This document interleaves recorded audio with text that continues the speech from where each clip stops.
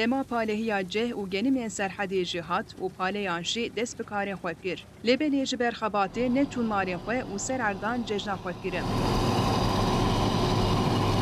İro ayda em tevt xebitin em ji mala xwe dûr em neşine malê.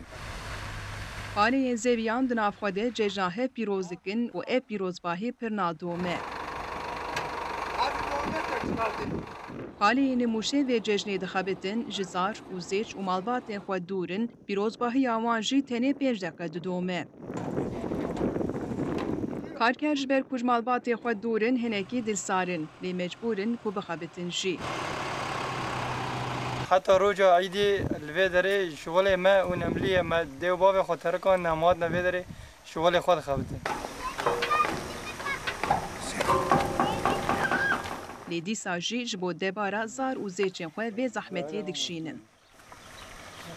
Bayram Sen daha gurniyon. kutlu olsun.